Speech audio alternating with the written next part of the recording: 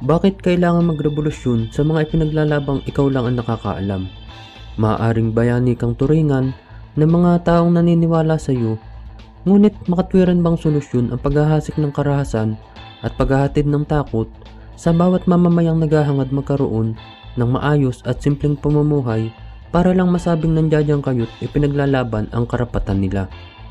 Halika't magbalik tanaw tayo sa kwento ng taong patuloy na nanindigan sa kanyang pinaniniwalaan, naging revolusyonaryo, nakipaglaban, nakibaka, nakinabang, at nagwakas ang buhay sa kamay ng mga kasama.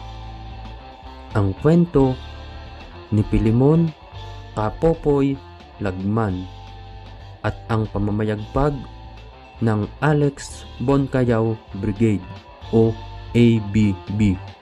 Pero kung bago ka pa lang sa ating channel, pakipindot na din po ng like, subscribe at bell notification button para palagi kang updated pag may mga bago tayong kwentong kagaya nito.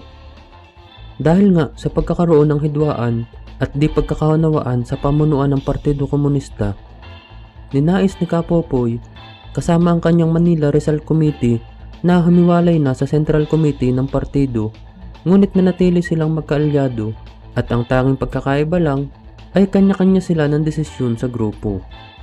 Nangyari ito dahil nais ni Kapopoy na dalhin sa syudad ang laban dahil ayon sa kanya ay iyon ang pinakamabilis na paraan para magtagumpay ang revolusyon.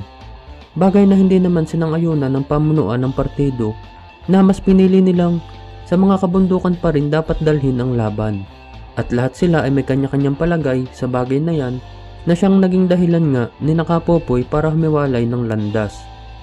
Sa kanilang paghiwalay, muli niyang binuhay ang nauna nilang konsepto ng urban guerrilla warfare, ngunit sa pagkakataong ito ay pinangalanan nila itong Alex Boncayao Brigade o ABB bilang pagbibigay pugay sa kasamahan nilang napatay sa bakbakan. Pero sino nga ba talaga si Alex Boncayao?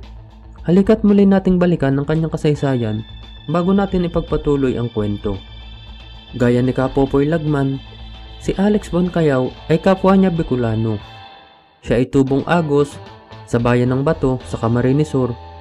Ito yung lugar kung saan matatagpuan ang hangganan ng Camarines Sur at Albay na pinagmula naman ni Kapopoy Lagman. Si Alex Boncayao ay anak lang din ng isang magsasaka at laki sa hirap gaya rin ng karaniwang mga tao. Dahil sa kanyang pangangarap na umasenso sa buhay, nilisan niya ang kanyang bayang Sinilangan at nagtungo sa Maynila para makapag-aral.